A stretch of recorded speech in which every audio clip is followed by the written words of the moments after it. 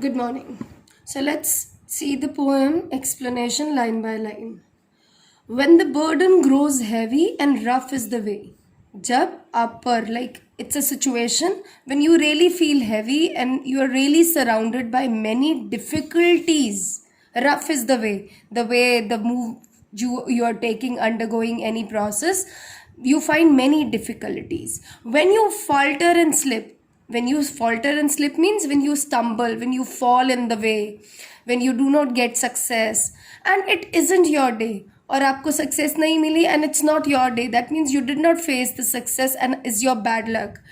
And your best doesn't measure to what is required, और आप चाहे कितनी ही कोशिश कर लो, you did the best of yours, but actually it didn't make any difference to the successful result. So it was like still you met defeat. When you know in your heart that you are fast growing tired, or kahin na kahin, even after doing so much of effort, you're finding in your heart, you know that ab aap thak rahe ho, you're not able to maintain that effort with the positive set of mind. So somewhere in your heart, when you know that aap thak chuke ho, you're tired, with the odds all against you, all the difficulties, all the difficult situations, events, everybody is against you. आप जिस direction में आप चाहे कितनी कोशिशें कर रहे हो, लेकिन आपको रिजल्ट्स कैसे मिल रहे हैं? Opposite. There is one thing to do. जब ऐसा लगे, the poet is saying, when you feel everything you are making, every effort you are making to get the success, but on the opposite you are getting defeats and disappointment, then what you should do is, the only thing you should do is call on your courage and see the thing through. Keep on moving with the support of the courage that lies inside each one of us or you, right? So who battles for victory ventures defeat. Ventures का meaning होता है a difficult course of journey, a daring course, जो बड़ी हिम्मत वाला काम होता है. But यहाँ poet is using as कि maybe you're battling for victory, आप effort तो victory के लिए कर रहे हो, but you met defeat. Misfortune is something we all have to meet. और ऐसा नहीं है कि किसी की भी लाइफ में हमेशा सक्सेस ही रही है. Even a very successful person must have met difficulties, misfortunes, bad luck, right? Take the loss with the grace. तो हमें वो पॉइंट कह रहा है कि आपको कोई नुकसान भी हो रहा है तो उसको ग्रेस के साथ लो, उसमें फॉल अपार्ट मत हो, दुखी बहुत ज़्यादा मत हो, right? Take it with grace, dignity के साथ, रिस्पेक्ट, अच्छे से तरीके से एक्सेप्ट करो, as you would take in the gain. जैसे आप खुशी के समय कोई आपको प्रॉफिट होता है वैसे लेते हो. So like treat both the situations, good और bad, equally. Don't feel separated or aparted or disappointed. So when things go against you, don't whine और कंप्लेंट. और जब आपके अकॉर्डिंग चीज़ें नहीं हो रही है, when things are not happening according to you, don't whine और complaint. Whine is to make cries, the complaining cries, usually high pitched, बड़ी तीखी तीखी जब आप रोना रोते हो, like making a complain. So poet says when you are facing difficulties, don't whine और complaint, right? Don't cry and complain. Just what you have to do, again he's saying, call on your courage. Just keep moving with the courage, taking the support of courage, and grin if you can. Smile even in that difficult situation. If you could smile, maintain that smile on your face and heart, right? Though you fail to succeed, do not fail as a man. आप किसी काम में unsuccessful रह गए हैं, लेकिन as a man जो एक ह्यूमन की क्वालिटीज़ हैं, to make an effort, to keep happy, we are happy souls. No, भगवान ने हमें दुखी होने के लिए नहीं बनाया है. We are all happy souls. And even God, पापा खुश होते हैं जब बच्चे खुश होते हैं, राइट? सो भगवान के हम बच्चे हैं, भगवान ने हमको बनाया है, तो भगवान कब खुश होंगे? When will stay happy. Situations could be difficult और easy, but we need to stay happy. So next third stanza, poet says, there are dark days and stormy which come to us all. वो कह रहा है सबकी life में dark days and stormy, तूफान भी आएंगे, सिचुएशंस भी ऐसी होंगी जहाँ हम बहुत अलोन या डिप्रेस फील करेंगे, हर दिन सुंदर दिन नहीं होगा, राइट? हर किसी की ज़िंदगी में आता है, which come to us all when about us in ruin our hope seem to fall.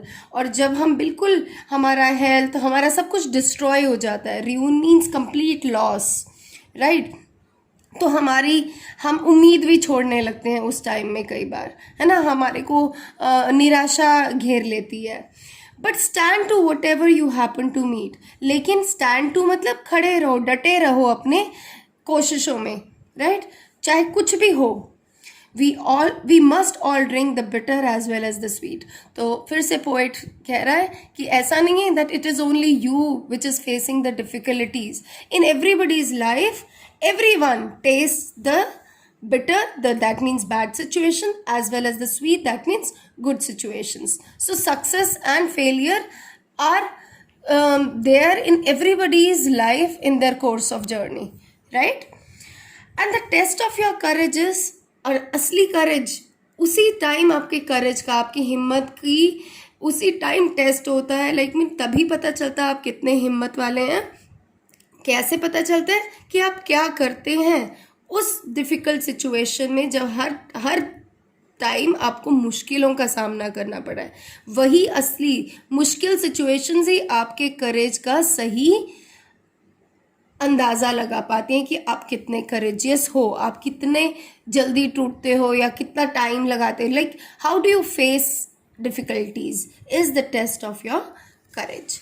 Now, in the last, again the poet says, never changed is the battle by curse or regret. आप कितने ही गालियाँ दे लो, like you curse something, you complain, you put blames on somebody, or you regret, that is पछतावा करो, चाहे कुछ भी करो, never changed is the battle. आपके इन चीज़ों से आपके बैटल पे असर नहीं पड़ रहा है, right? So that means poet is saying that maintain a positive set of mind. Though you whimper and whine, still the end must be met. आप चाहे रो लो, चाहे कुछ कर लो, लेकिन अगर रिजल्ट, हर एक्शन का जो भी रिजल्ट होना है, रिजल्ट तो फेस सबको करना ही होगा. So you need to meet some end result of every action, right? And who fights a good fight though he struggles in vain shall have many a victory to pay for his pain. So कह रहा है सिर्फ उसी को sweet fruits भी मिलते हैं. ऐसे कई अंक जब हम एक डिफ़िकल्ट सिचुएशन पाथ, मुश्किलों का सामना करते हुए आगे बढ़ते रहते हैं, तो ऐसा नहीं है कि हमें कभी कोई कुछ भी हासिल नहीं होता. ठीक है, मेन सक्सेस को अभी हमने शायद रीच ना किया हो, लेकिन उस छोटी छोटी मुश्किलों का सामना करते हुए जब हम आगे बढ़ते जाते हैं, तो बीच में कुछ कुछ छोटे छोटे अचीवमेंट्स भी हमारे होते हैं. चाहे वो हमारा हिम्मत ही बढ़ाने का अपना अचीवमेंट हो, चाहे अपने अंदर हमने पॉजिटिव माइंडसेट और कर लिया हो, चाहे वो कोई गेन हो, फिजिकल और फाइनेंशियल गेन, कुछ भी हो सकता है, right? So there are number of small achievements in that difficult course of journey when we are moving with the support of courage. So वो कहता है लास्ट में, so take your reverses as a part of plan. जितनी भी difficult situations आपकी ज़िंदगी में आ रही है, आप ये समझ लीजिए that's the part of plan. किसका plan? भगवान का.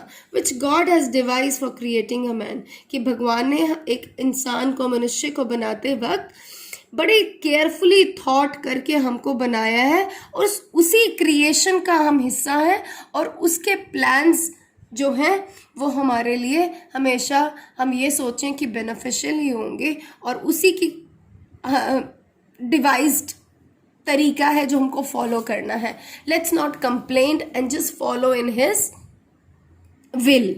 हिज कौन है यहाँ पे? God's will. So when we'll follow the take the course of action of life following the will of the God, we will not feel depressed. So that's the whole gist of the story. The poet is really motivating all its readers with beautiful words of his expression, where he says that courage is something which is there with all at every time, and when we are facing difficulties, We must take support of it. Thank you, and I will be sending you the vocabulary, the learn the spellings and note down the word meanings, right? And see, no question answers will be doing of this. Your papers will be objective type only, so just you need to understand the meanings. Yes, do find some rhyming pairs. ठीक है, rhyming pairs. Rhyming pairs क्या होते हैं? The words that sound same, like bell, tell, they have a same sound kind of, right? They end in a same sound. So find out a few rhyming pairs from the poem and write your list. Thank you. Have a nice day.